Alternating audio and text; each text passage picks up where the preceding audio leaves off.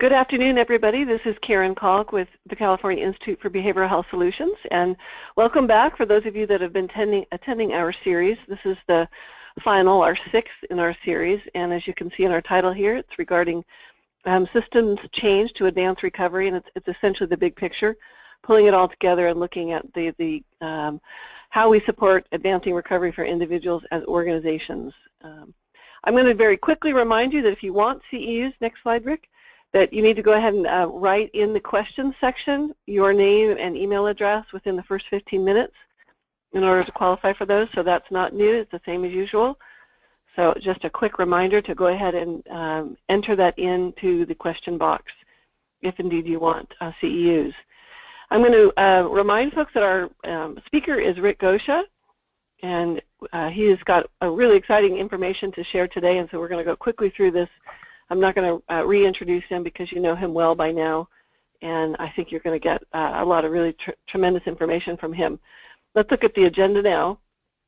We're actually going to start, Rick is going to start by once again bringing forward a case study, but instead of the case study being about an individual client, this will be about an organization and how an organizational change process can support adoption of the strengths model and advancement of individual recovery. He's going to follow it up with thinking about how to do this in the context of organizational simplicity, trying to simplify things in order to support recovery. A lot of information here about organizational changes and approaches that you can apply in order to adopt the strengths model and see improved advancement of recovery. That will take us the first hour. We're going to spend the last half an hour talking about the strengths model practice orientation scale, and I appreciate everybody who sent in scores. We've got a lot of very interesting scores to share. And what we're going to be doing, so be thinking about this, is asking teams to comment on why they scored the way they did, if you're comfortable sharing that, both teams who maybe scored themselves very low, and what was your thinking that caused you to be scoring so low, versus teams that maybe felt, they were scoring at a pretty high level, 4s and 5s. We'll ask you to weigh in on that. And we'll do that in each of the 5 areas of the scale and follow that up with some reminders about what you can do to move towards level A practice and move up that scale. So we'll go through that, and then we will finish up with a summary about where the various opportunities are going forward as it relates to advancing recovery, because this is not the end, it's just the beginning of more work and opportunities to come. So that's our agenda. It's going to be full, and at this point we're going to turn it over to Rick so he can tell us his story. All right, thanks Karen, I really appreciate that. This is our last one, our last webinar in this, and just appreciate all those people that have kind of hung in there with us through all this. In many ways I think this might even be probably the most important one. There's so much that we talked about, the practice that you can put in place to help advance recovery, but we've always learned so much about the organizational support that's really needed around that. So I'm hoping that this will be a good webinar for all of you. It's going to be a lot of material. A lot of it's going to go really quick. And I just want to invite you to kind of just sit back and kind of listen to it. Let a lot of it kind of unfold. And then hopefully use it as a springboard to think about, where does your organization go from here. But there's a lot of material to cover, and hopefully it will be enjoyable. Over the course of the first 5 webinars that we've talked a lot about recovery, and not only defining it, but providing more clarity about how this plays out in the lives of people with serious mental illness, and how our practice approaches can either help facilitate this movement rather than impeding it or stifling it. And we've talked specifically about the strengths model as one approach. There's lots of different approaches that you can do to, in a sense, advance recovery, but as one approach to recovery-oriented practice. And we spent a lot of time discussing not only the philosophy of the model, but also how specific tools and methods used within the model can help advance recovery. The strengths model has a solid body of research behind it, but as with most research studies, there's not a lot of, there we go. But as with most research studies, there's not a lot of information given as to how faithful all of those interventions were being studied to the actual standards of the practice model.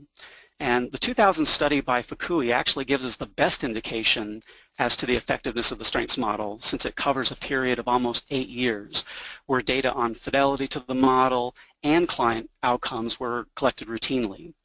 And the study showed that as fidelity to the strengths model improved, there was also significant improvement in client outcomes in the areas of reduced psychiatric hospitalization, increased competitive employment, increased post-secondary education, and even a modest improvement in independent living.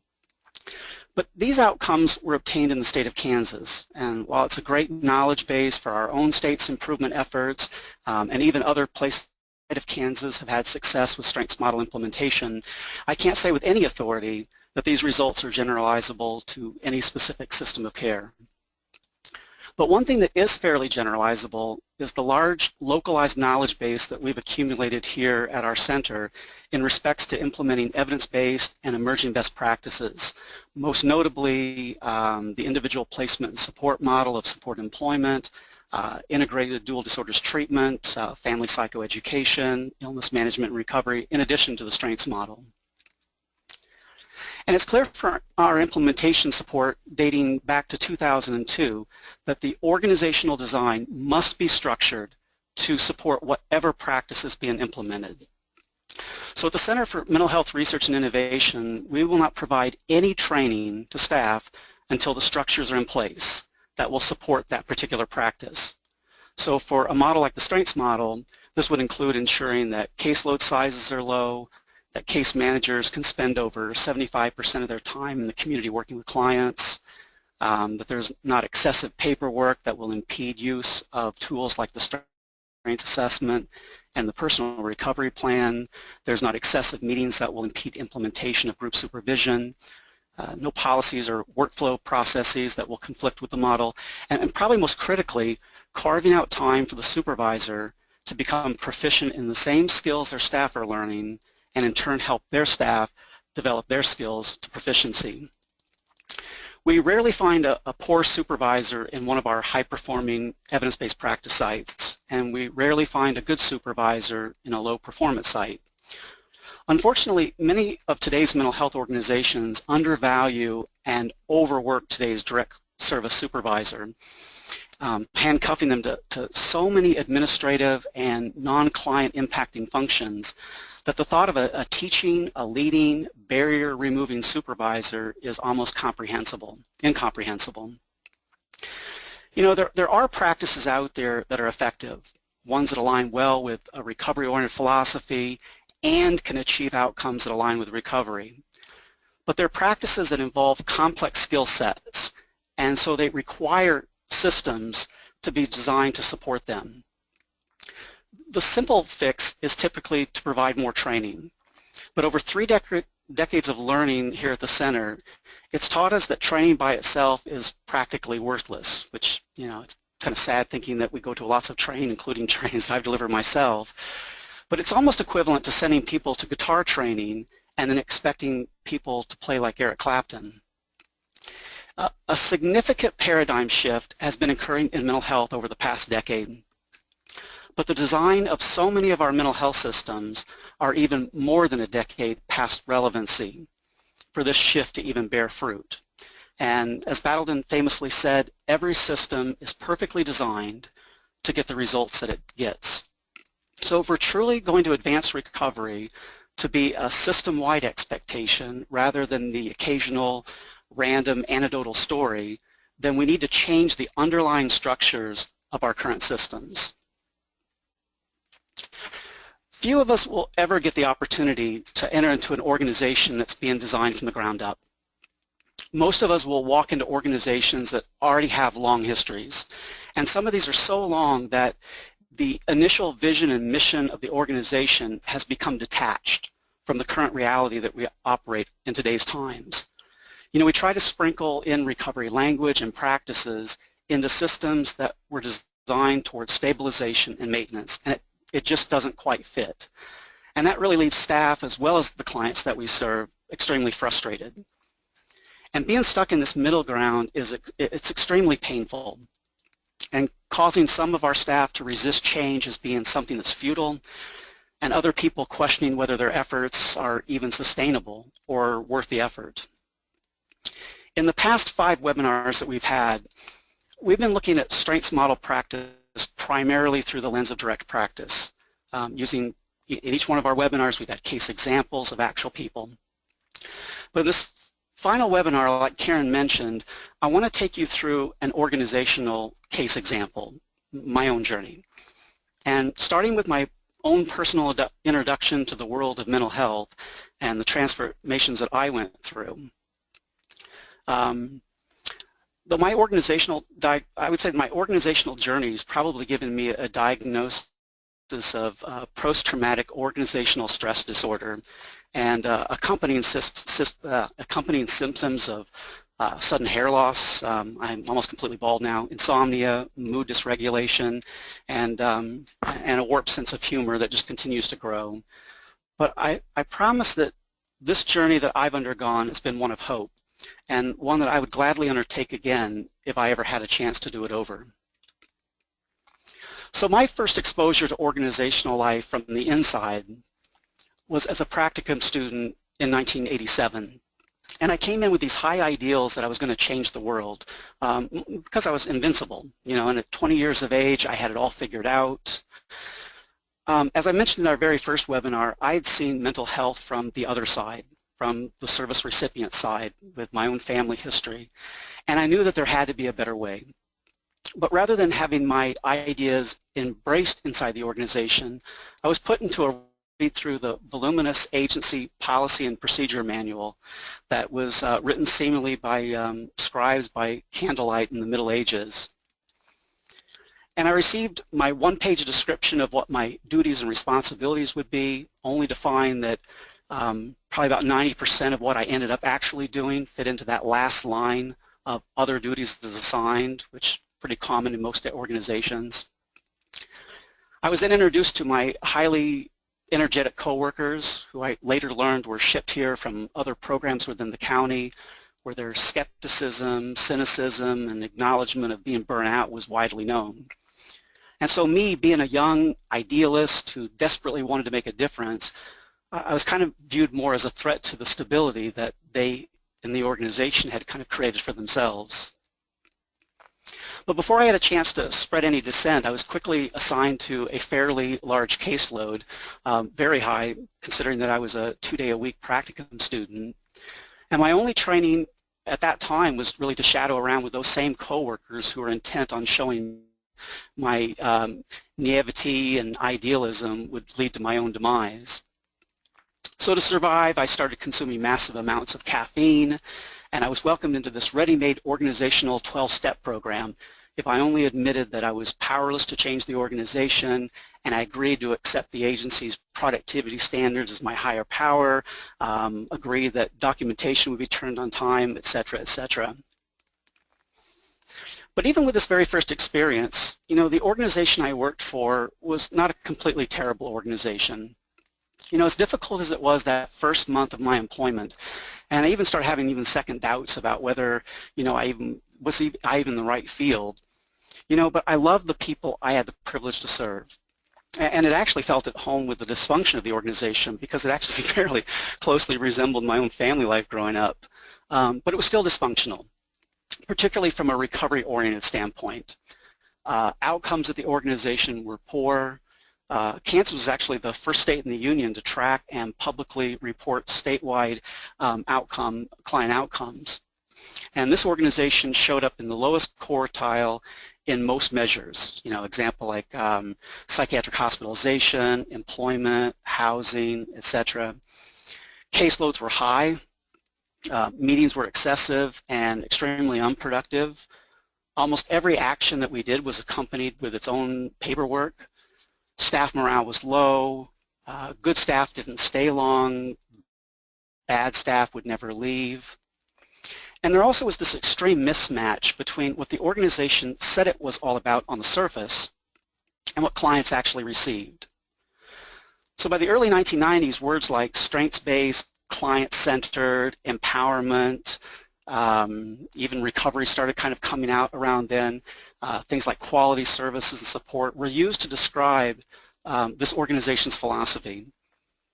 But the behaviors that were most apparent were focused on deficit identification, medication compliance, treatment adherence and monitoring, stabilization, and maintenance. So for an organization that wanted to be known for its innovative approaches, Abigail Adams' saying really resounded very loudly with me. We have too many high-sounding words and too few actions that correspond with them. The organization was more about looking good to outsiders than doing what it took to be truly innovative. So no matter what an organization says they're about, it's the organization's behaviors that dictate the message that is communicated. And not only to the clients that we serve and their family members that turn to us for help, but to each person employed within our organization. And most of the messages that we define what we believe are never made explicit, but everything that we do communicates a very explicit message. As I mentioned in earlier webinars, for years my work as a case manager was this covert strengths model operation. And as long as I kept my productivity up, I got my documentation in, and I didn't commit any serious ethical violations, I had a lot of freedom in how I actually practiced. You know, in fact, it seemed like each case manager and therapist at the organization was a private practitioner doing contractual work rather than being a part of a unified organization. Well, and of course, with a lot less pay than a private practitioner. My years as a case manager, and then as a team lead, and then a program manager, all these things eventually shaped how I viewed organizational life as an executive director. And I wanted key behaviors that were aligned with principles that could be used as a lens through which every component of this organization could be evaluated. And these were the four key behaviors that I started with. The first one, venerating the people that we call clients. And this means that we hold each person who we serve in the organization with the highest regard. We accept people's journey as it is at that point in time. And we recognize the heroic journey that people have already taken just to get to the point of where they interact with us. And so therefore there's zero tolerance for spirit-breaking language. And those kind of things really kind of start to cripple an organization when most meetings and hallway talk is kind of filled with you know, who got booted out of their apartment and who relapsed, et cetera, et cetera. The second one is creating and maintaining a focus. You know, we can't just be about helping people. We have to have indicators that let us know that we're moving in the right direction so that we can make performance improvement efforts. We need to collect data, we need to share it with staff, we need to analyze and make sense of it together, and then take action together. Because our success as an organization is based solely on the impact that we have on people's lives. And so if we're not making a difference, we need to change how we approach our work. The third one is a healthy disrespect for the impossible. I didn't ever want to hear why we couldn't do something, but rather creative thinking of how it could be possible. We change the things that are in our immediate control, and then we figure out how to influence areas that we can't. And we evaluate ourselves by the efforts we put into something, whether or not those efforts end up being fruitful. And the last one that kind of corresponds with that is learning for a living. All levels of the organization need to be evaluated in terms of how we build knowledge and learn it. You know, the most valuable resource to any agency is the people who are employed by it. A staff person doesn't need to be perfect or even have achieved proficiency in every skill that they possibly could, but they have to be willing to learn. Because once a staff person, whether they're a case manager or an executive director, and they cease to engage in learning, their value to the organization significantly diminishes over time. So these key behaviors are a very hard line for me. And not everyone has the makeup to work in such an organization. But I've really found that a key to keeping turnover low at an organization is to stand behind something that people can believe in. Hiring creative people who derive meaning and purpose from the work they do. Create a learning organization where people can grow in their skills. Involve them in pursuing excellence. and finding any possible way to remove barriers for them to carry out the vision and mission of the agency. And make no doubt about it, the work we do is difficult. Nothing what we do, in a sense, just makes our work easy. Hopefully what we think about is that we're making our work more meaningful and purposeful.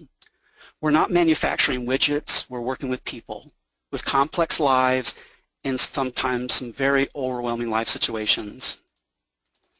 And there's going to be countless barriers that get in the way of people achieving their goals and recovering their lives. And my belief is that the organization should not be an additional barrier. So if we're moving towards a recovery-oriented organization, we have to find a way to achieve as much organizational simplicity as possible. You know, Disney figured this out a long time ago. And if anyone has ever seen the documentary by Peters and Waterman, I can't remember, probably like that in the early 1990s, and that whole series right there was actually very influential with me in terms of organizational design. Disney's mission was clear and simplistic: to make people happy. Now, while they've never really always made my bank account particularly happy, there's no denying that my kids evaluate them very high in this area. And when I would watch how each staff person is very clear about what they need to do to accomplish this task, I really have to tip my hat at that organizational genius. So even though our organizations aren't Disneyland, we can learn some lessons. We often need to strip away the complexity of our approaches to find the simple ways of helping people navigate a complex world. So when I took over executive director for the first organization that I led, I started off with creating a clearly defined vision and mission. And I didn't start off with staff, but rather people that were receiving services. You can't design a program unless you're highly in tune with the people you're serving. And this is an aspect of venerating the people that we call clients. I was able to meet with about 30 people receiving services in that very first month of my directorship. And I didn't ask people how we could improve our program, because typically when you ask those kinds of questions, they don't really know what to say, or they want just, can you give us more of something? But I wanted to know about their lives, who they were, what was their story, what they wanted out of life, the barriers that they encountered. And people, for the most part, didn't talk about medications or groups or therapeutic approaches, but they talked about safety, having a place to live, having relationships, having jobs, being a part of something. In fact, there was very little to distinguish their hopes and dreams from any other typical residents of the county that we lived in. Now, the barriers they may face may have been unique, but not their dreams. So we jointly created a vision statement that reflected that, and we posted it prominently for everyone to see. And the promise I made is that we would evaluate everything that we did in the light of that vision. And our mission boiled down to this: that we existed to help people live a life worth living beyond the mental health system that brought meaning, purpose, and a positive sense of self-identity. And that's simple to be sure, but it reflects profound values for our organization. That we existed to help people move away from us and into the community, to find highly individualized niches where people could thrive. And could we guarantee that to every person that entered our organization they would achieve this? No. But for every person we worked with, the question that would constantly be asked of any staff person is, how do we start creating the conditions where this is most likely to occur for this person? So we evaluate staff on their creativity, their learning, and their efforts. The next step was to gather data related to where we currently stood related to this vision. Now, I have a love-hate relationship with data. I love data because you can't take action on what you don't know. The problem is that we collect too much worthless data that we never use, and that by itself is an organizational barrier. My belief is that you only collect data that you're going to use, and if you're going to use staff resources to collect it, they need to see it and help you learn from it. And you should be able to explain to staff how you're going to use that data and be able to use that data to improve client outcomes. So we agreed on a few important measures, and to be honest, they didn't look good. Some staff didn't even want them to be posted, and some felt that our poor outcomes were justified considering the difficult population that we served, which was people with serious mental illness, who were homeless, high instances of hospitalization, high instances of substance use.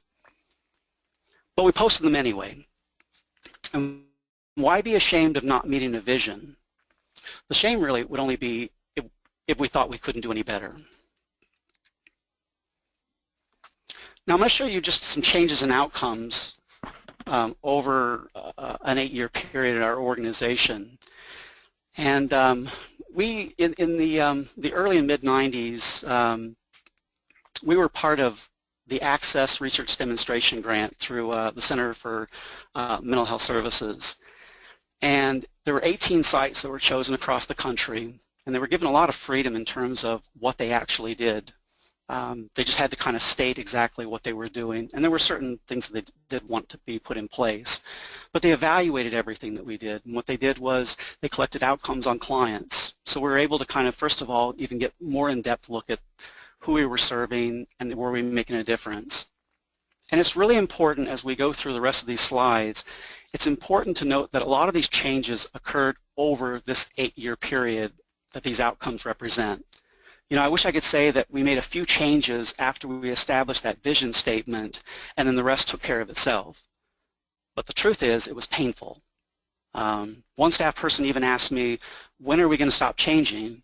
And my response was, well, when we're no longer an organization. So you can see that we've made significant changes in client outcomes. And so what I want to do is I want to go a little bit more in depth. I want to give you a brief example of how we use data. So I'm going to take this into the area of housing. You know, we initially set a goal of achieving a 75% independent living rate for all the people that we serve. And then we set some short-term intermediate goals for each year. And it was very ambitious, you know, considering that we had a historic independent living rate of 52%. But sometimes that's necessary to get people to really dig in deep. It doesn't do any good if we get satisfied because we raise something a percent or two. And by 1994, we had achieved 88%, which was great. But we were still having difficulty keeping people in their apartments. So we re-looked at it again, and we set a new goal of housing retention. And we invited people who had lost housing over the course of that past year and the year before to discuss with us what were the barriers to keeping housed. And once again, we collected data, but some of these were only temporary measures to better understand the situation. So you know, some outcome measures that we had, we continuously tracked over the course of the years, and some we just collected data for a short period of time to understand a situation and then see how we might be able to take some action before it and then stop doing it. And that's another kind of problem I think sometimes that happens with organizations is that they start collecting a piece of data and then 15 years later they're still collecting the same data and they've even become detached with why they were even collecting it in the first place. And what we found out was that over 90% of the people that we got apartments for were living in just 5 different apartment complexes. Places that were fairly easy to get people into, but also places that were unsafe, not kept well, and central spots for crime and drugs. So then we went and did a housing satisfaction survey, just with the people actually that were housed, and found out that most people did not feel safe and fairly disconnected to the community around them. And this led to several different things. And this doesn't mean that every time that you're going to be able to have this solution for something, but the important part of this is that the data drove an action. So this led us to a grant that we applied for and received for shelter plus care vouchers. And we also worked with the Housing Authority to make some policy changes, which was greatly aided by one of our state representatives. We also intensified the use of our strengths model tools, the strengths assessment, the personal recovery plan, to more aggressively try to find any niche where people who engaged could engage with their community based on their unique strengths, skills, and talents. We also worked hard to help staff become proficient in motivational interviewing and aggressively also used harm reduction approaches. But just making structural changes is not enough. You have to hire the right staff who can do this kind of work. And I absolutely love hiring because it's the greatest investment that you can make into your program and the people that you serve. And my belief on hiring is that you can assess a person's knowledge, their skills, and their attitude. But of these, attitude is paramount. You know, because I can help a person acquire knowledge to do this type of work. I can help people build their skills, but it is very difficult to change attitude. So it's very important to invest in the people who want to learn and have the ability to learn and get rid of those who can't. Now I know that sounds harsh. It's even harsh when I even say it myself, but the staff you hire is another example of venerating the people that we call clients. If you want to help people recover, you have to have staff that can understand the concept and learn how to do it well. How we structure our organization personnel-wise is critical. The traditional organizational hierarchy doesn't work well for establishing a recovery-oriented approach. The inverted hierarchy models the way that you want your staff to interact with clients. So everyone at the organization must exist to improve the lives of clients. And that's why we put clients at the very top of that. The sole responsibility of the workers is to help remove barriers for clients being able to achieve meaningful and important goals. So in this inverted hierarchy, the primary function, as I mentioned, is that direct service provider removing barriers. And then the primary function of the direct service supervisor is to remove barriers to direct service staff being able to do this. And the executive director becomes the ultimate support staff for the entire organization. Now, some of the ways as an executive director that I've helped remove barriers is to ensure financial viability of the organization. If we don't have money to do things, we can't do them.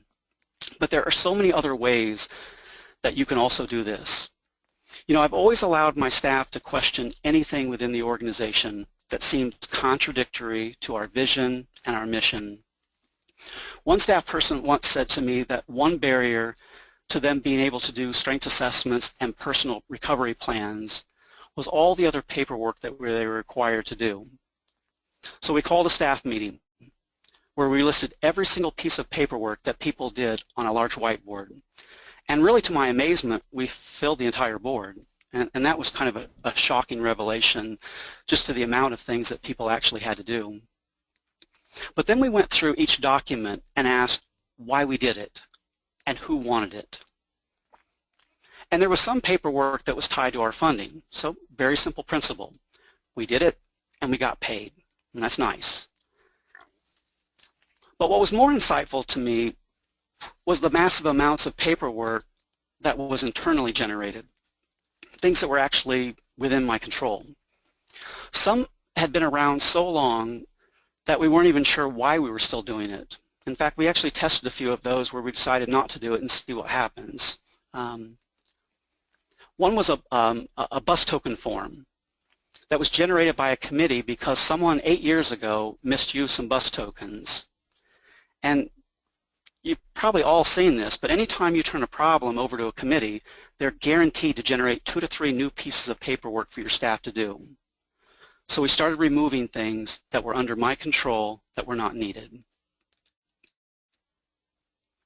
So some of you might be thinking at this point, well, I would love to have an inverted hierarchy at my organization, but the person above me isn't amenable to being a support person underneath me. Well, we're always going to be faced with this. Even at my current center, there are people above me that can impact the work that I do. So for me, it's the Commissioner of Behavioral Health Services at the state and the Provost of the university. And they don't always help me remove barriers and frequently actually add new barriers to my life. But we can create an inverted hierarchy no matter where we are at the organization. So as a case manager, my inverted hierarchy was me and the people I served. As a team lead, it was my team and the people they served. That's not always ideal to removing every barrier that you need to do your work, but you need to be able to exercise the influence that you do have to control or exercise any influence that you do have control over, and then be willing to advocate with the person above you. But how to do that would be a completely another webinar. So for now, I want to keep us focused on what this vision of a recovery-oriented organization would look like. And my hope is, and Karen alluded to that at the very beginning, is that this dialogue we've started during these webinars will not end here. In a recovery-oriented organization, we have to be selective about the practices we ask staff to adopt. Adopting a practice takes a lot of organizational effort, and it can be even traumatic at times. But it will require more than the traditional response of training. We need to select practices that have some kind of evidence that they can be effective at achieving the outcomes that we desire, or at least have enough promise that they are worth the effort to learn and evaluate. This is why it's important to collect data and evaluate any practice that we implement. Because if it isn't working, then we either need to stop doing it or change it. And this applies to anything that we're currently doing or plan to do in the future. We also need time to build our localized knowledge base. Just because something works in Kansas or at a center that I've run does not mean it will work in California. Just because something works in Orange County does not mean it will work in Modesto. We need to evaluate in terms of how it works for the people that we serve. And once we decide to put a practice in place, we need to help staff build the skills to do these practices and improve outcomes. A learning organization sets expectations for continual professional growth and learning, and then provides them with the support to do this. Job descriptions need to be more than a formality when you're posting a position to hire. The job description that I had for case managers was a functional job description that covered, I think, 6-7 pages. And it makes clear and explicit the work and approach the person I was hiring. And it sets the tone for what you'll be doing if you agree to be a part of this organization. And the job description needs to be tied with a person's performance review. And I actually intended that I was going to have this available before this webinar started, but Karen, if you can just take that as a reminder, I'd like to be able to make sure that that job description is actually available to people after. I think it really provides a lot of clarity for people who are trying to implement this model, because it really kind of talks about the organizational structures that kind of go around doing strengths assessments, personal recovery plans, etc. And to help people build skills, you need to free up the supervisor to learn the same skills as their staff and co-learn and teach along with them. And this learning needs to be to have a mechanism to target specific learning and skill development. And the method that we used for skill development was field mentoring. Staff need applied learning that is done in the context of their actual work. Now, while you can conceptually understand how to do a strengths assessment from a training and even get some basic practice with mechanics, the best learning is when you use it with a client and get feedback. And field mentoring is part of an ongoing effort of learning between the practitioner and the supervisor. So I want to quickly kind of go through the process of this, and especially this might be helpful for you as supervisors. Is first you need to identify a skill to target, and not just vaguely learn how to do something better, but really want to be able to kind of hone in on exactly what you're wanting or what staff may be struggling with. So an example of some things that you might recognize from things we've talked about in our first few webinars is being able to use the strengths assessment to identify meaningful and important goals. Do you have the ability to take that tool out there and come back with it and have some kind of handle on how that person views life? Or even if you have staff that are really good at doing strengths assessments and they can get some of the the essence of who that person is, can they get strengths in their most usable form to help a person achieve a specific goal? So rather than looking at a strengths assessment with just a lot of different words on it, and you have a person who is wanting to get a job, are there strengths that can be very specifically applied to that? So looking at maybe previous skills that they've had, different areas of competency that might be marketable job skills. Or if you've identified a goal, can the person break that goal down on the personal recovery plan into a few measurable, observable steps just to get movement from that first meeting to the next? Or using an important competence ruler in brief action planning to identify where a client is at in relation to a specific goal. So the more specific that you can get the goal, the better. So where to start learning can actually be negotiated between the staff person and the supervisor. What I always like to ask for staff when they're first implementing the model or learning something like, say, the strengths assessment, is that what are areas where you feel like you're doing well with the strengths assessment? Where are those areas that you feel you need more help in or more support? Or maybe it's cross-application with other people that you're working with, where it's like, the strengths assessment is going really well for a few of my clients who I have great relationships with, but what about those people that I can hardly get to say anything? Or about people where I'm having some difficulty knowing exactly how to be able to achieve a certain goal. But it could also be on the other side of it, is that what skills does the agency need the staff person to learn? So when you think about that job description, these are the things that we want you to make progress in before your performance review. How can we help you become proficient so that you'll be successful when we get to that performance review? And giving staff feedback on the way. The more specific you can state the skill, the better. Secondly is identifying the best client situation in which to learn the skills. This is not just going out and observing a staff person working with a client, but learning how to apply the skill.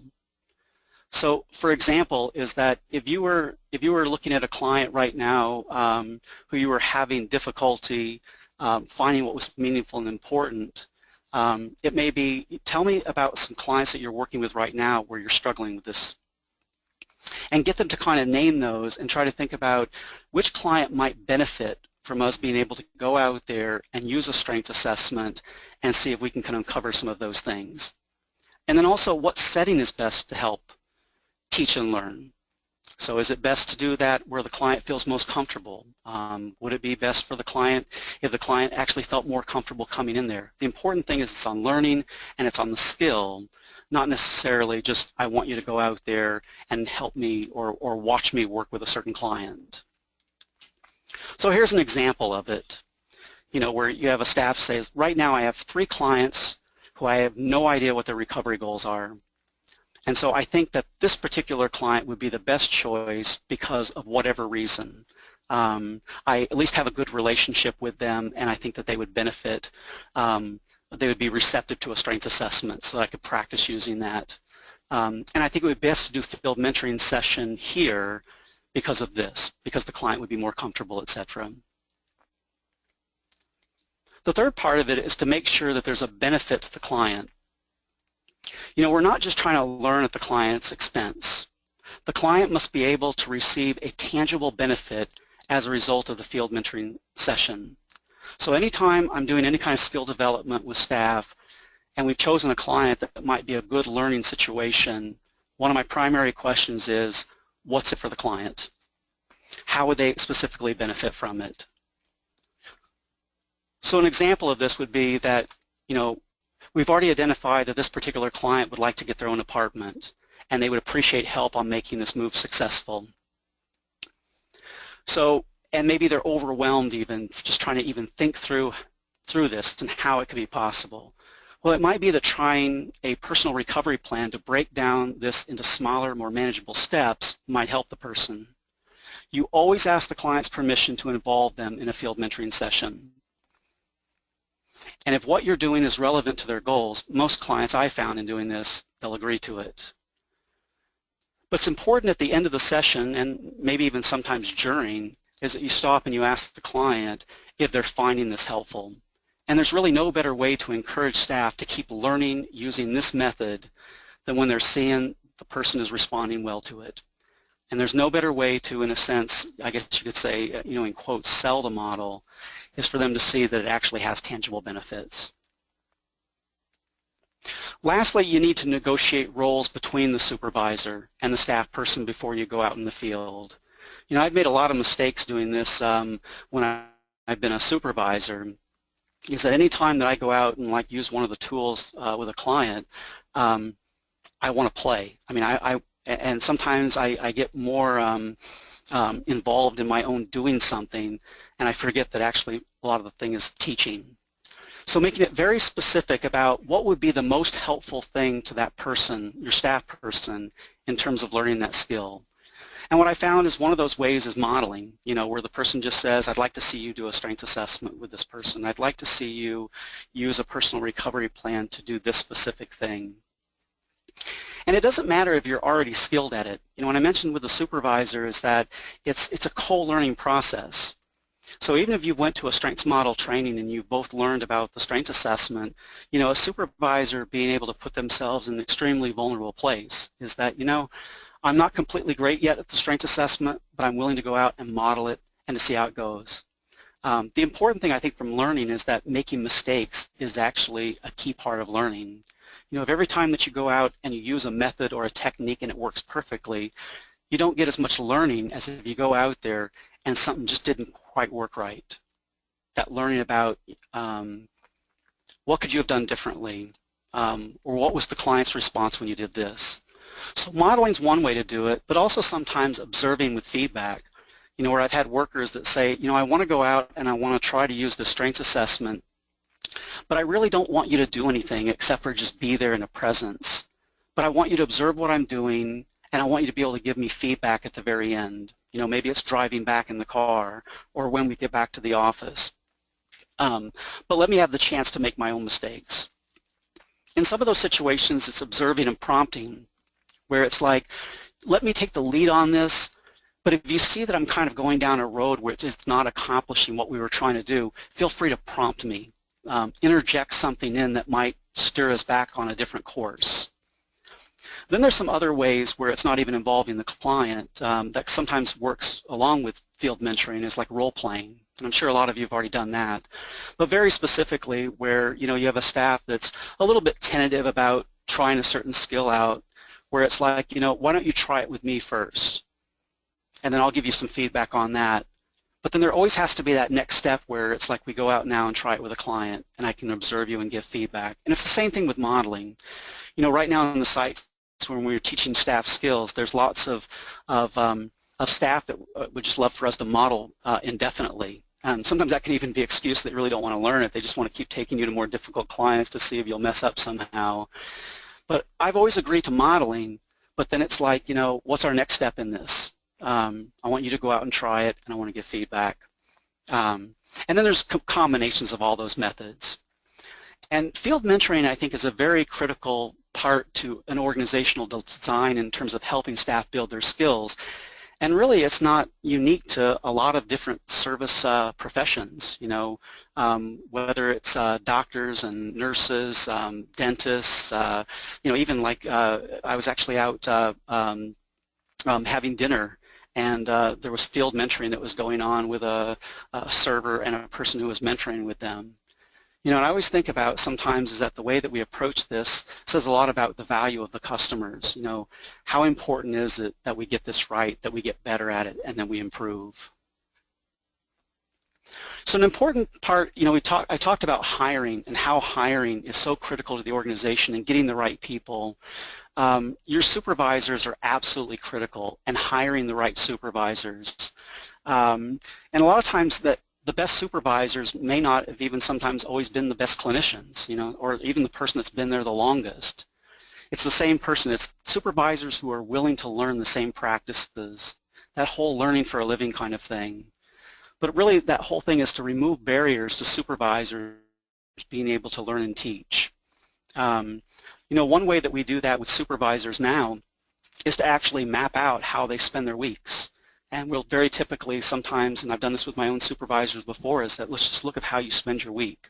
And that's not to be judgmental that they're doing something wrong, but it's trying to remove an organizational barrier. Because a lot of times what happens with supervisors is that, they first get started and we have to start filling up space.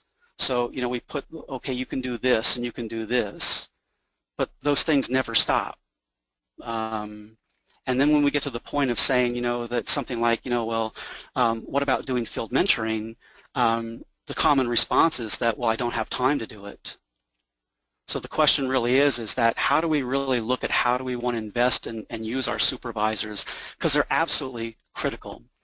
So we have to set clear expectations for what you want supervisors to do. And a very typical thing for me is, and I don't even have a slide here on it, but it's one thing that I created was the 8-hour supervisor. And we use this a lot of times within our implementation sites as well, where we say these are the 8 hours that I want you to carve out, and then we'll see how to spend the rest of your time. And those 8 hours in the strengths model would be 2 hours a week doing group supervision, 2 hours a week just reviewing people's tools for content, so looking at strengths assessments, looking at personal recovery plans, just sitting and holding up and looking at those, or even looking at charts in terms of, our strengths assessments tied to people's treatment plan goals, how is that being played out in actual practice. Then there's 2 hours of just giving staff feedback on those, and then 2 hours a week doing field mentoring. And of course, another organizational structure that I really didn't talk about is really, we talk about caseload size, but then there's also that how many people does a supervisor supervise? And what we found out in most of our sites is that to really do good field mentoring and some of these other supervisory supports is that you start getting more than 7 or 8 people that you're supervising, it starts to diffuse those efforts and make it extremely difficult. So the way we also, in terms of looking at evaluating supervisors, is that we evaluate them partially based on the achievements of the team as the whole. So if I'm as an executive director and I'm evaluating my supervisors and program managers, it's really looking at to what degree have they increased their skills over the course of that year. A last thing here on just this part of it here is the importance of just minimizing rules and regulations that impede the work being done. If you design structures right and you have very good solid workflows and you have the supports in place, allow people to do good work and then get out of the way. And it's easier to do when you're hiring good staff, but a lot of the rules and regulations that we put in place are for bad staff. That's, when we talk about organizations and how supervisors typically spend time, or actually even how organizational energy spends time, if you look at if you could imagine just in your mind a bell curve where you have the 2 small tails out at the end, almost every organization has like this 10% of people that really just cannot do the practices, or they just don't have the time, or they don't have the energy to put into learning the practices. And they're usually the staff also that, whenever you're implementing a practice, they kind of just hold tight and hopefully that, you'll forget about it, or, that maybe the flavor of practice of that day will not be there next year and they'll be doing something else. And they know they hold out long enough, they'll be fine. Then you have that other side of the bell curve, which is that 10% of people, which are your superstars. And these are the people that have the covert operations that no matter how poorly the organization's designed, they're going to do the right thing and they're going to do it well, and they derive a lot from their own personal growth. But a lot of our organization, that 80% kind of in the middle, are staff of people that come into the organizations because they want to make a difference. They want to do the right thing. They don't just always know how to do it, or that there are many barriers within the organization that really don't allow them to be able to be used to their full potential. But it's important when I talked about organizational messages is that 80% definitely looks very closely at how the organization responds to that 10%. Which is really where the organization ends up spending a lot of time. But there's an important message that's communicated, when you're implementing a practice and that there's a certain percent of your organization that just does not do it, is what you communicate to the 80% is that it really doesn't matter. It's really optional. It's kind of optional what you do. So I think it's really important in terms of structuring the organization that you really kind of always think about the organizational messages that you're putting in there. So I'm going to stop there for just right now. I just want to do this one, and then I'm going to actually open up some questions. But in terms of evaluating everything in the organization on this customer service philosophy, a lot of times is that we design organizations to make it easier for the system. And we don't want to make the system really hard for the people that work for us, but it's important that we think about how do we make adjustments, how do we make the adjustments, and not clients whenever possible. So even when I'm thinking about intake procedures, how we bring people into the organization, are we thinking about that's a very critical point in time in terms of engaging with people and starting this message of recovery. How do we make that intake process the most easiest for a client to navigate it, where they can feel welcome?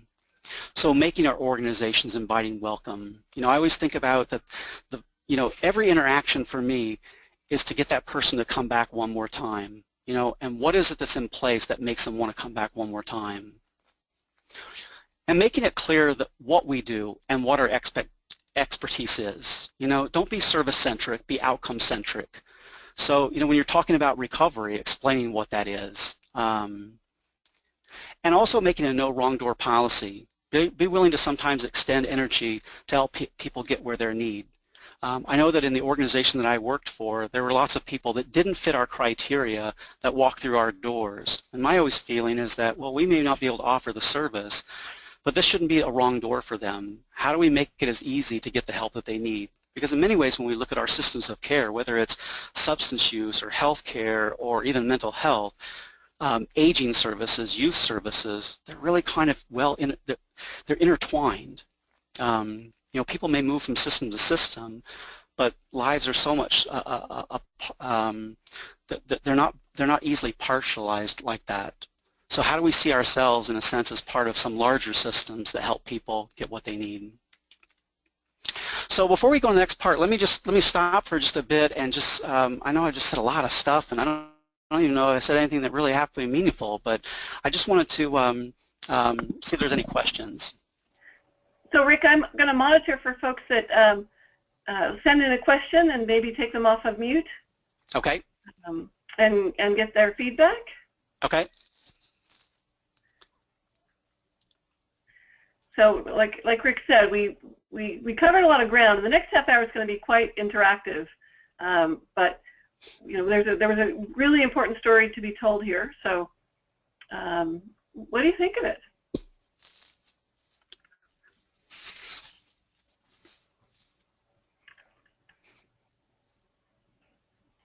Okay, Janet Posada, did you have your hand raised?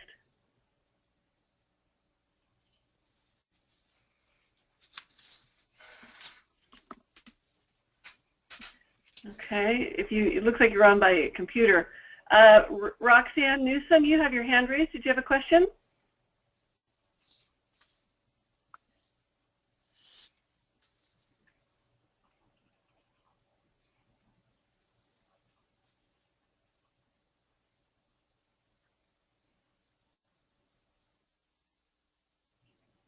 Okay, well, I am very surprised that there is not folks writing in questions. Maybe we'll give time for typing time.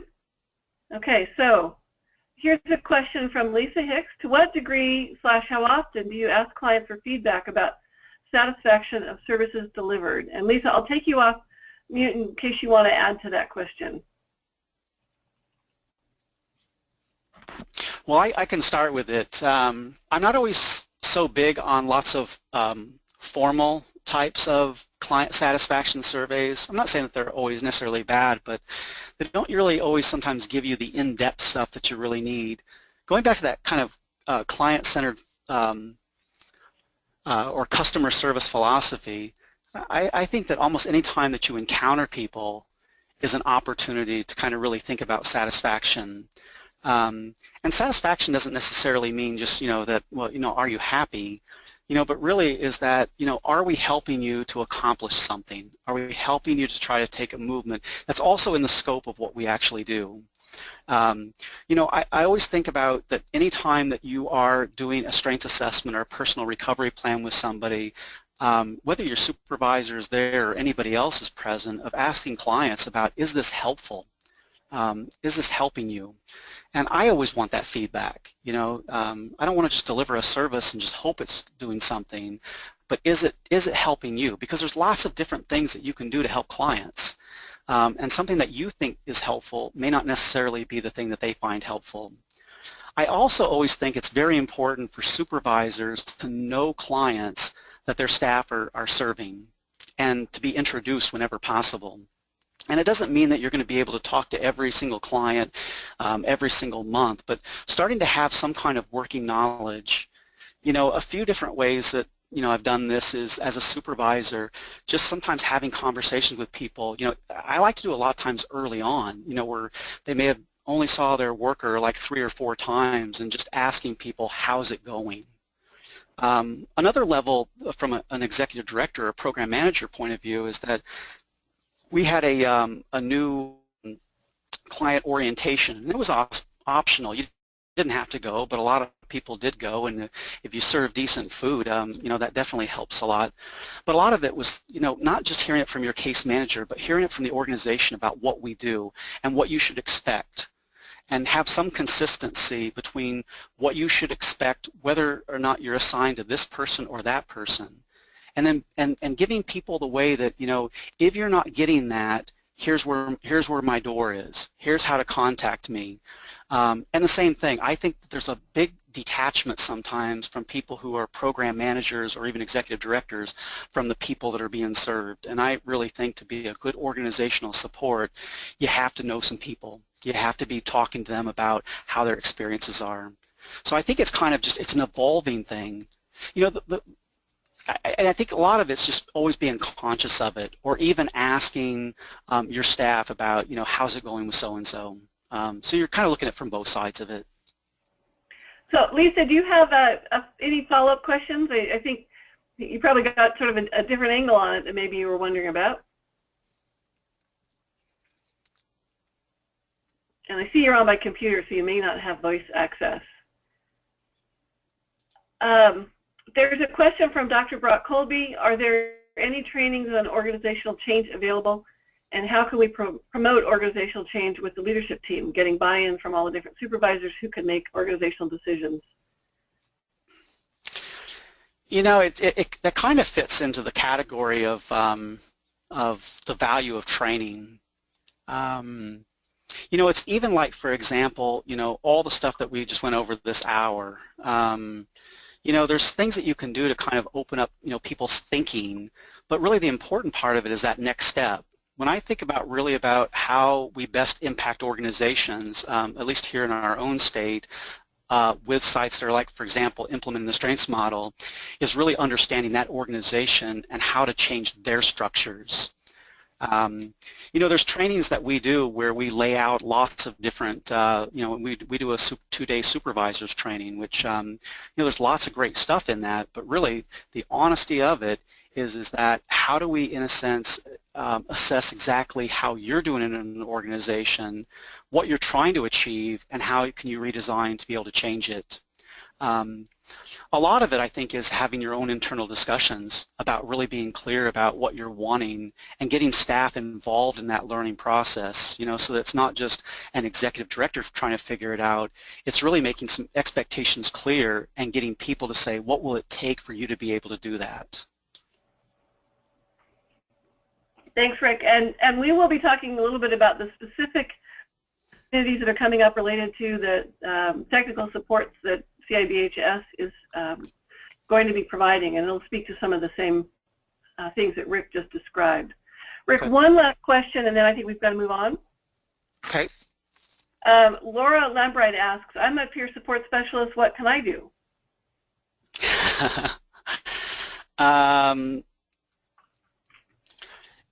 You know, it's, I don't want to get the long of this. You know, peer support is an absolute valuable, critical part, I think, of recovery-oriented service delivery. But it's probably one of the most underutilized, and a lot of it is because we don't make the role specific enough. So, you know, you know, an example of, I've seen organizations that will hire a peer support and then basically kind of like just go out there and tell your story, you know, and I think what peers can deliver is so much more than just doing a story. So I think it's the same thing like when I talk about case managers and making their jobs a little bit more clear and specific and giving them support. I think there are so many areas that peers can actually be used better. Some of that is actually just engagement with people. Talking about recovery is one thing, but you know, for every client that we have that we're having difficulty engaging with, how do we try to use peer support to help people with engagement? You know, we talked about like using them in the very context of like supported employment. One of the things that we do well in support employment is get people jobs, but sometimes we have agencies that can't keep people in jobs. You know, and we collected data on one organization where it was that if people lost their job, or if the people kept their jobs for 1 month, the likelihood increased tenfold that they would actually keep that job for a while. So that first month became so tentative. So what we started doing is putting peer support actually on support employment teams and giving people that extra support during that first month, you know, things that support employment workers may not be able to do. And some of that's just checking in with people after that first day of work, going out and having some coffee with them, talking with them about, you know, how do they experience, you know, if they're a person who has racing thoughts, how are your thoughts this week at work? You know, what strategies, helping people with wellness recovery action plans, helping people practice even different coping skills that they do. And there's so many ways I think to do with peer support. But I'll give you the answer that I probably almost give anyone, is that learn as much as you can about the people that are being served by your agency and look for ways where your expertise could actually enhance the outcomes of that agency. And whether that could be in how do we engage with people, how do we help people make progress towards their goals, and probably a very important one that peer support's underutilized is how do we help people begin to transfer those anchors from inside the mental health center to outside of it. That's great. So Rick, I need to, there's a lot to be said there, but I think let's call it at that point. So let's talk a little bit about the strengths model practice. So we have been sharing throughout our series here how sorry, Rick, go back a little bit. Okay. How client goals, medical necessity, provider interventions, and documentation fit together. So hopefully in the series of 5, this is beginning increasingly to come together as a whole, that they're not separate, interdependent, independent pieces that don't work together, but they actually serve each other and do link into a meaningful whole service to our clients that is fundable and acceptable to the regulators. Next slide. So we want to now talk about the strengths model practice orientation primarily from the perspective of the scores that you all shared. So I'm not going to go back through this set, just as a reminder what's in the scale. And here's a quick look at the scale. Keep going. So, and here's, we have 37 individuals or teams submit. So you can see most of them are coming from outpatient programs, over 50%, a few FSPs, also outpatient, but not the traditional outpatient. A little bit of wellness program feedback, and then a variety of others. And if you're going to share with us in this next section, we would love to hear if you're a part of the other. What kind of other are you? Next slide. So if you remember, this is information that Rick shared early on, and this is talking about the shifts associated with the first item, client-centered goal identification and achievement. So how do we shift from paying continual attention to finding out what's meaningful and important to, well, so with the example here of Elizabeth, of how she's able to benefit from that continual attention. And that, you know, we're not ignoring her problems and barriers, but thinking about, you know, what really happens with Elizabeth in the context of our supporting and identifying her goals. So Rick, anything you want to say about this before we actually look at the scores? No, but if we go back to the organizational structure and even like say from a supervisor, that's a fundamental question I think supervisors should always be asking their staff, you know, looking at a caseload.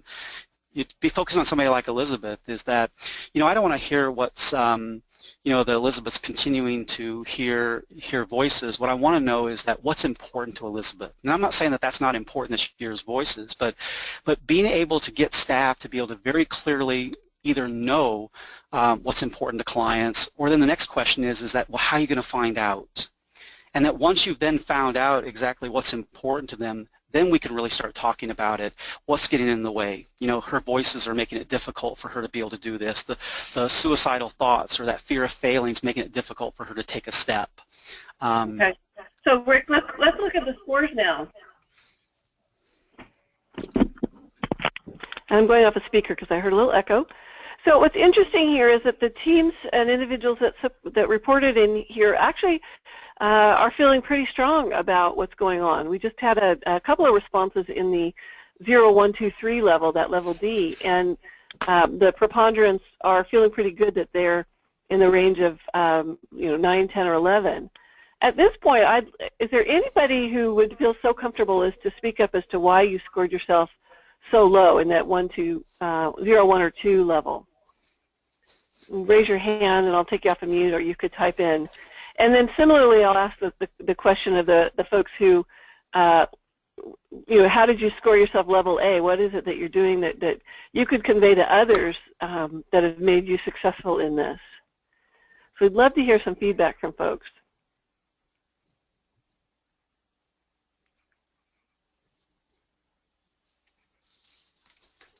So Rick, while folks are typing, hopefully that's what's happening, let's go to the next slide and have you describe a little bit about if you aren't in level A practice and you want to get there, let's remind folks some of the things they can be doing. Yeah, and one thing I want to say as we go into this next on here is that, I don't view these as grade cards. So therefore that, a person who marked themselves as A is better organization than one that's D. I'm always, when I do things like this, it's really to generate discussion about why you perceive yourself in a certain area than others. And usually that discussion is very fascinating as long as the person's thinking about, well, we need to go to the next part. Because what we even find is that even places that will rate themselves A, with some really thought about it, are thinking that, this is what we strive for, but we don't always achieve it. So you're trying to anchor that down. So an example is that, I'm taking this from like an actual strengths model organization that's actually been implementing for a while. They're getting good outcomes. What you're really going to see, like in relation to those tools, is that there's some kind of mechanism in place to where we are very much able to be in tune with what's meaningful and important to the individual. So if you were, to come into an agency and look at strengths assessments, you'd be able to see very clearly like what was meaningful and important to them. I mean, if you don't have strengths assessments, that doesn't mean that you can't be at level A. But what it is that how could you look at anything else to be able to say that, that we get that? So could you look at a treatment plan and say, I can tell what's meaningful, that important? Or could you read through progress notes and say, I can see very, very clearly that this goal is client-driven? So even within strengths model sites, it's that, you could look at a treatment plan and you could look at a strengths assessment. And this is pretty much typical of what we would do. And we would see, first of all, is there a mismatch, or is there a match between what's on that treatment plan and what's on the strengths assessment? And we've talked about before that sometimes you can have things blended, where a person can say, I want to be able to better manage the depression that I experience so that I can raise my son. So you kind of see those things. So even when there are problems, barriers, or challenges identified, it's viewed through the lens of that person's goal, so that you're not seeing a lot of things on treatment plan that just says, take meds as prescribed, reduce symptoms, socialize in the community, or any of those things. Okay, thanks, Rick. And so far we don't have any feedback, so hopefully our next item will remind folks what it is, and it's about identification and use of a person's strengths. So builds on the reference to clients' goals. And obviously we're bringing back here a reminder about the story that we told around Elizabeth's goal achievement, and in particular here we're speaking to the strengths that were leveraged to help her make progress. So a quick reminder of what it means to identify and use a person's strengths. And let's look at the next slide and look at how teams reported. So a little bit different distribution here. A few more ranked towards the level D, and much more distribution between C, B, and A. So it suggests that there's less confidence amongst you all out there that the identification and use of strengths is part of your practice as a team or individually. So again, I would ask folks that why did you score yourself this way? What are you thinking about, and where does this mean you want to go? And so while folks are potentially typing in or raising their hand, Rick, let's talk about the next slide and remind folks how to get to level A practice in this area. So if we were looking at a strengths model site that was fully implementing these kind of things, what would we look for to see somebody that was starting to move to that level A practice? And one of those is that you would see that strengths assessment being used regularly, so that it's not just, there's a part of a strengths assessment where you can use it to identify the goals, but then you're starting to look at, how can we get strength specific to help a person achieve a job or to live on their own? And you should be able to, in any kind of, you could randomly pick any strengths assessment, and that would actually reveal strengths that are very highly individualized to that person, so that it's not just, a generic, collection of facts, but really that it highly separates that person from any other person that you might work with. The other one is that if you're looking at personal recovery plans, you start to see strengths that are put in there. So if I go back just a couple of those, like that helping the person find the perfect niche at the bottom, one of the strengths for Elizabeth was singing. She had a great voice. So that was actually leveraged in such a way that her niche was actually singing in that church choir. And this was a person that you probably could not have got to interact in a lot of other social situations, but you put her here where she can use her competencies, all of a sudden she's high functioning. I hate that word, Right. but to make a point. Okay. So so far folks are doing more listening than typing, which is fine. We'll talk now about the third item, which is goal planning, and you can see we're moving from identifying goals, identifying strengths to use toward those goals, and now actually planning for them. And so a reminder of what goal planning is about here. And Rick, rather than going through this, why don't we look at the scores, and then you can speak to this and what folks do to move towards level A practice. And I think this is quite interesting. This is, of the 5 elements, this is one of the areas where there are the most folks who rate towards the lower end of the scale, which suggests that there's not as much confidence or sense of really successful goal planning with clients that help them move towards their meaningful goals and achieving the life of their desire. So definitely not as strong an area. So Rick, why don't you remind folks how they can move towards level A practice? There's several ways that you can look at it, and I'm just got a few of those on here. One is the treatment plan, and one's the personal recovery plan. We go into a lot of agencies where, we could randomly look at a treatment plan, 2 years ago and a treatment plan now, and then to remain virtually unchanged. So, sometimes there are certain goals that are on people's treatment plans that may take a long time, but when we start to really see agencies where they're starting to really move into this level is when there's a high turnover of objectives. So getting staff to constantly ask, or teams to constantly ask, what can we accomplish in the next 90 days to move closer to accomplishing that goal? Sometimes it's easy to help establish a goal. It's more difficult to make movement for. But that movement is so much of an indicator for us. Even if it's small, you want to see movement.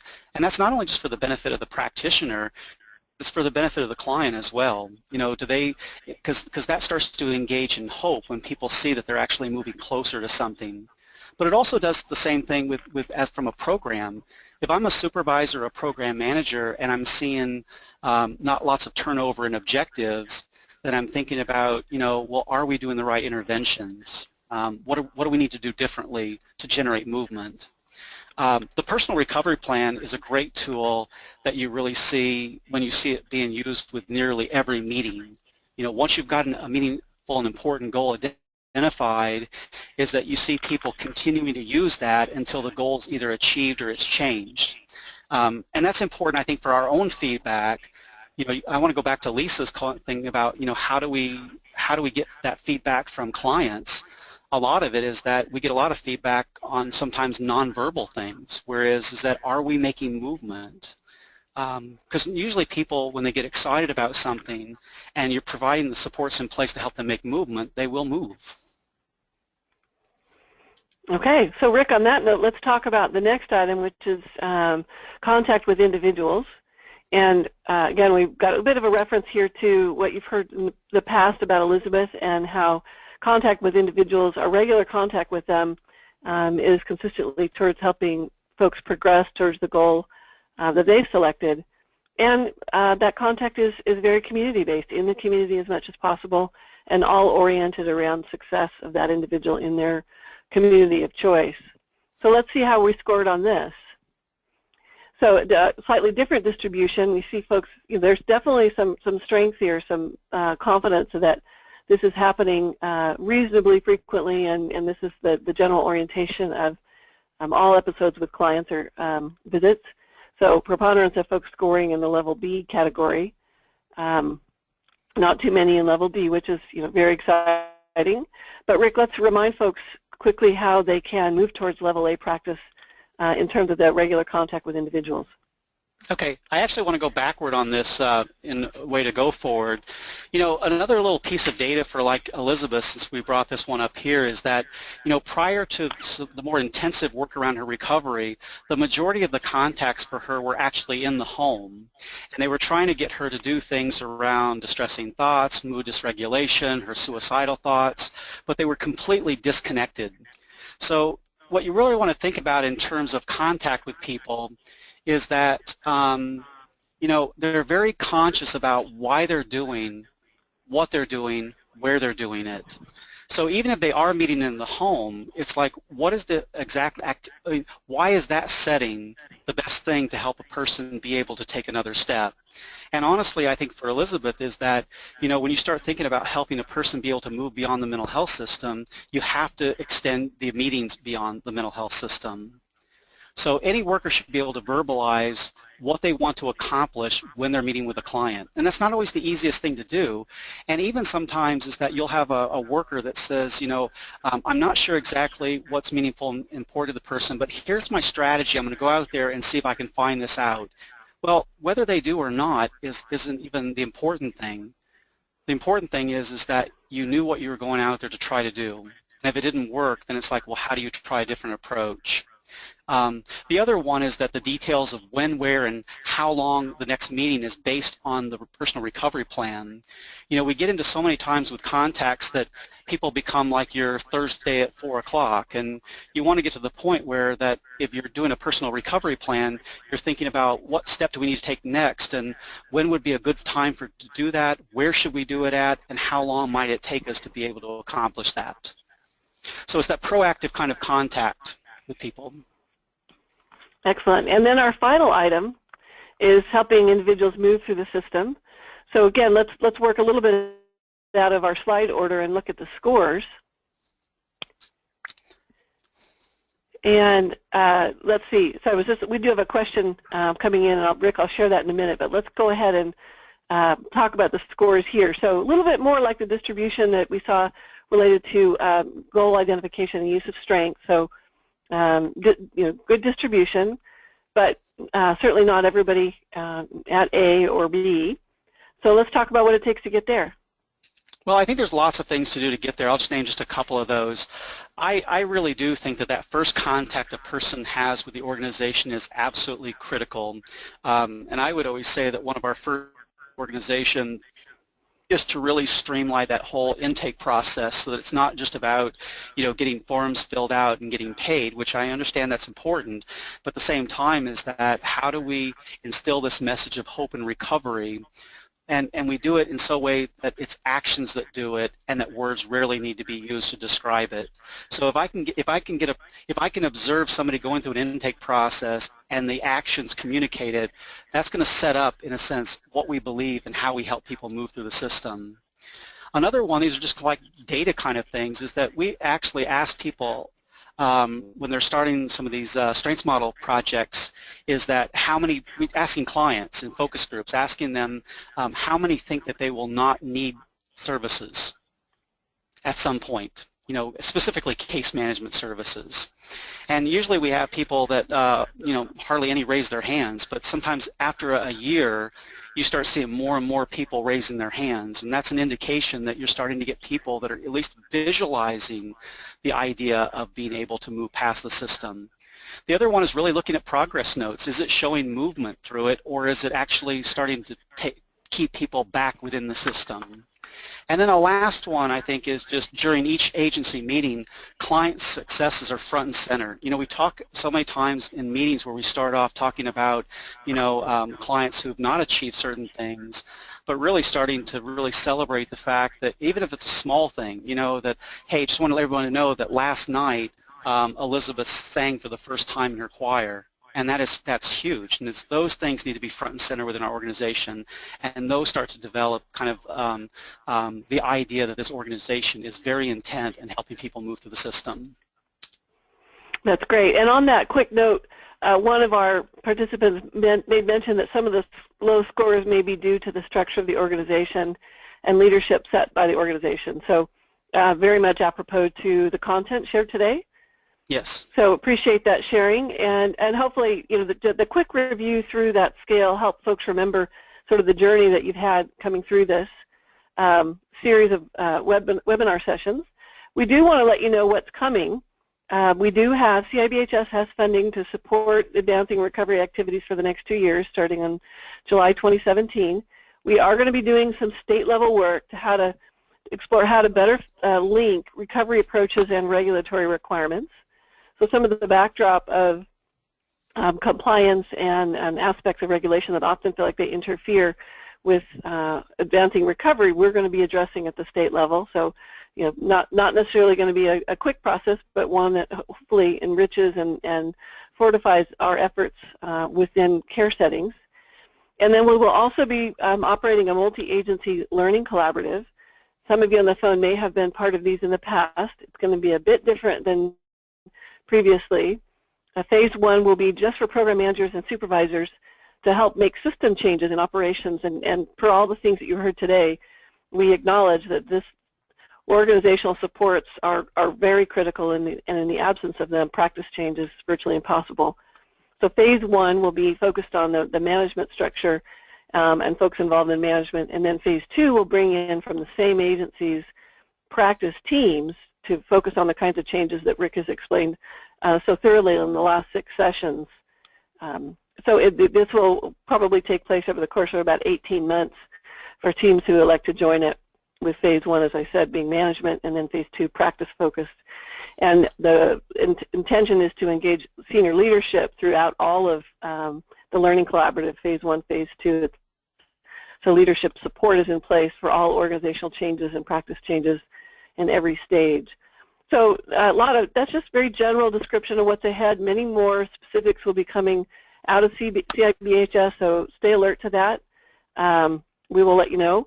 And there was somebody who had their hand raised and now it's gone, so hopefully we didn't miss a question that was key. But at this point, what's the next slide? Thank you slide.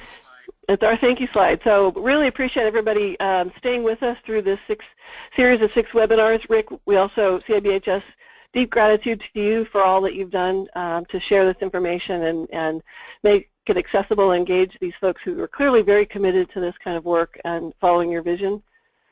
So much appreciate all that you've done, and similar to all the participants out there who've been through this. If you have questions, please email them out to us.